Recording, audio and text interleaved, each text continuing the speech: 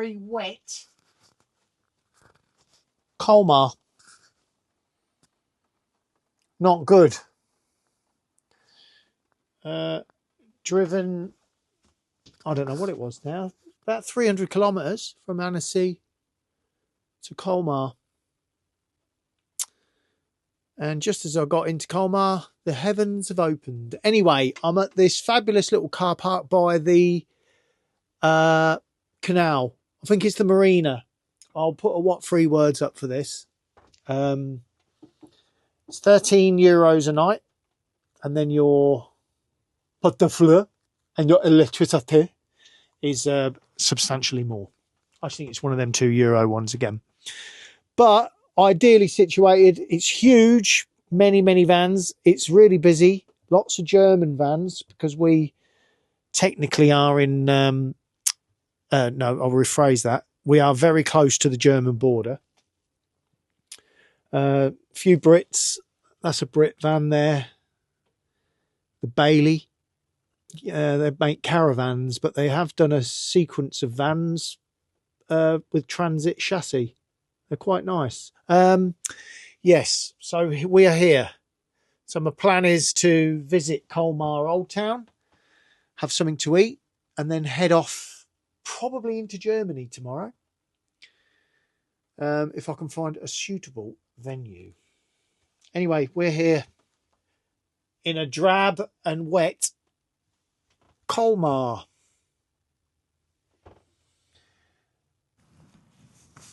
Right. Well, it's a bit industrial, but it's pretty cool. There's a marina there and a wicked old crane. And I've just noticed that there's 2 parking. So there's the Air, and then there's a Port du Plaisance, the Colmar. Anyway, there's a queue to get in there, and it looks a bit, well, you know, it is what it is. But there's a few Brits in there, mostly Germans. Lovely, everything you need. Anyway, I'm off into Colmar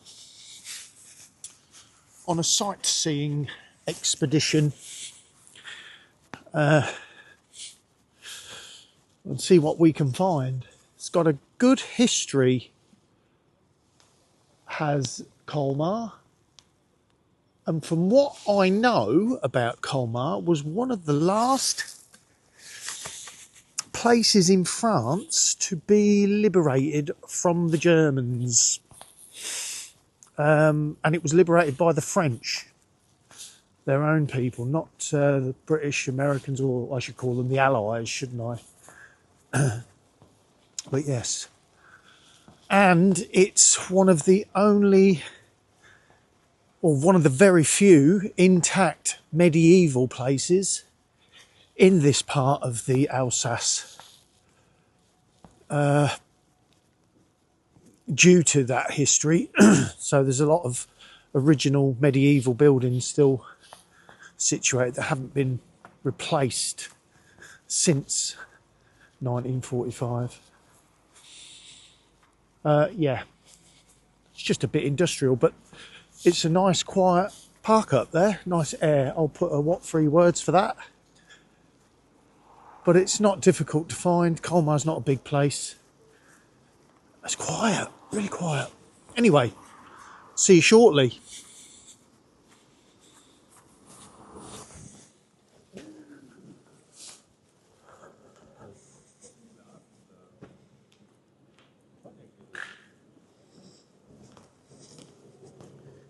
We are here.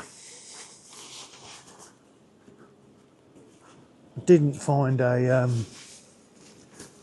suitable place to eat, but I found a suitable place to drink and eat pretzels, which is a good substitute, I suppose. So now I'm on my way home. Well, home on the way to the bus. 18 minutes.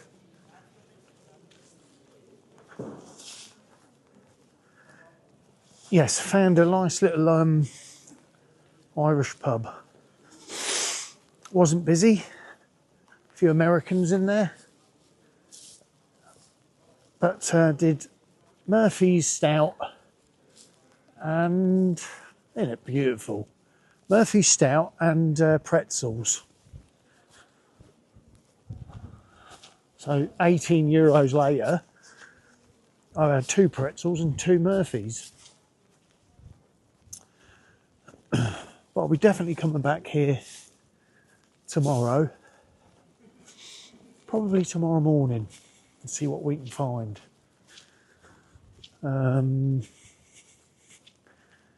Hopefully find a boulangerie.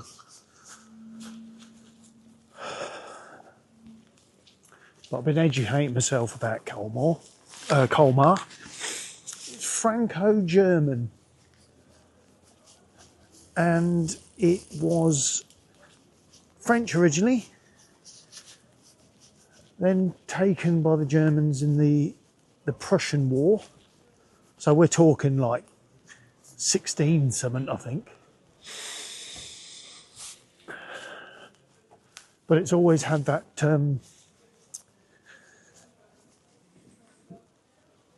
German feel.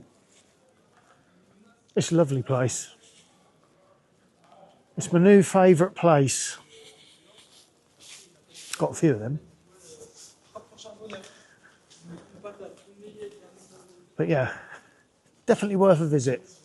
I'm going to sign off tonight now and enjoy my walk home. Buongiorno. So I thought I'd come back during the day, and it's not overly busy, but it is busier. But it's beautiful. And I couldn't really comprehend or make a comparison with anything in the UK, but I think looking at it in the day, it's very much like York.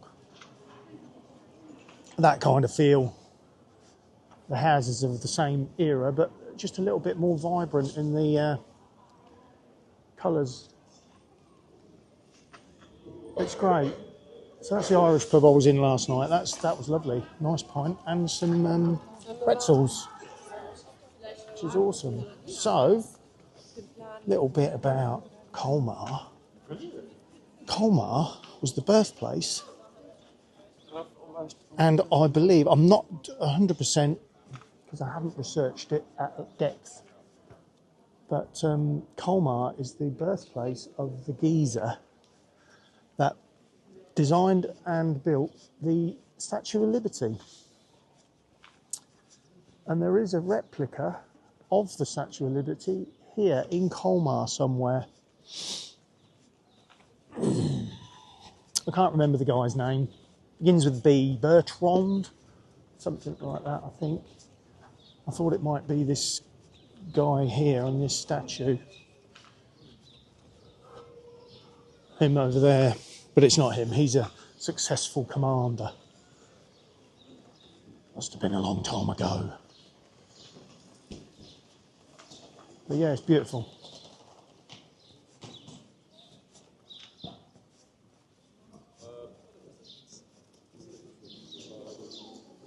I'm just having a wander around while I'm waiting for my ticket to run out in the air.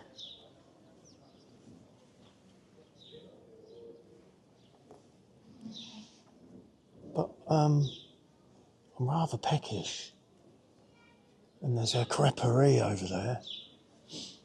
Anyway, bonjour, it's coming on.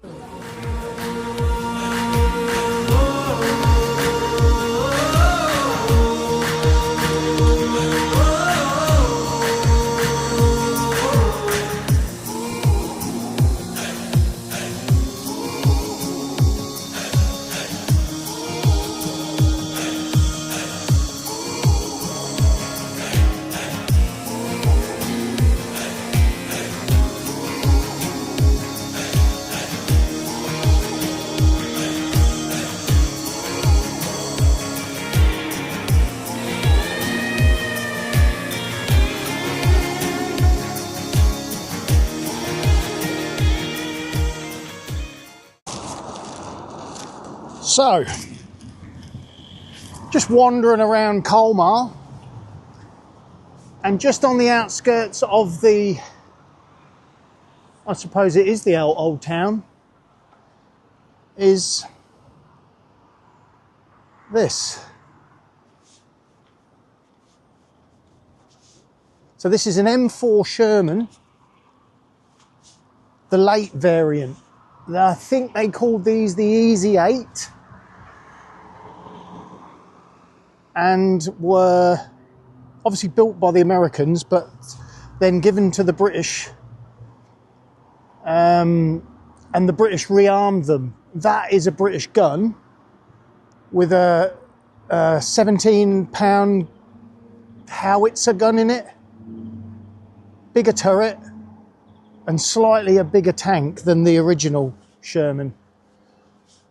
The British converted the Firefly, I believe. That isn't a Firefly, that's called an Easy 8, and it's magnificent. So the gun was that big, they had to cut and weld a piece on the back for the radio. So that bit sticking out the back is for the radio, because there's no room for the breech, 2 guys to load it and some equipment, so they extended it. Some of the early Fireflies had a box on the back to house the radio, but that's magnificent. So, late Sherman M4 Easy 8, and they're called Easy 8 because they've got a different configuration of the suspension. It's a sideways hydraulic suspension, where the early ones were vertical, and I think the Americans called them Easy 8s because they drove better, more comfortable. But it's in magnificent condition, look at it. This was issued to the French 5th Armoured Division in the latter part of the year, the war, and this was part of the battle to liberate Colmar. And it was a joint venture between the 5th Armoured and an American division, but only very small American division, and they were under the command of the French. That's wonderful. So slightly bigger, so it's a medium tank, and this was really to compete with much bigger tanks from the Wehrmacht, but those bigger tanks were becoming fewer and fewer.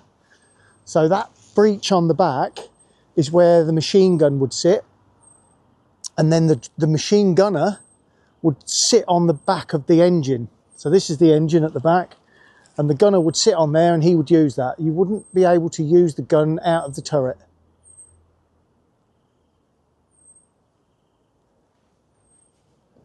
Oh, it's even got a tow hitch and an escape hatch. And I bet you there's an escape hatch underneath. I'm not going to crawl underneath, I'm not that interested. Well, I am. But that is awesome. It's even still got the light emplacements. I mean, the lenses have gone, but and it's still got oil in it. I wonder if the engine's in it. I think these were powered by a General Motors engine and Ford.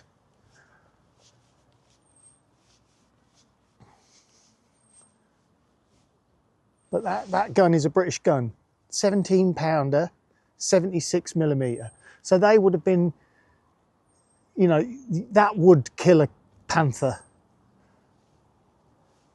And I believe that's what they were fighting here. There was a German division, I can't remember the name of the division, but they were here and they had Panthers. Brilliant. That's made my day.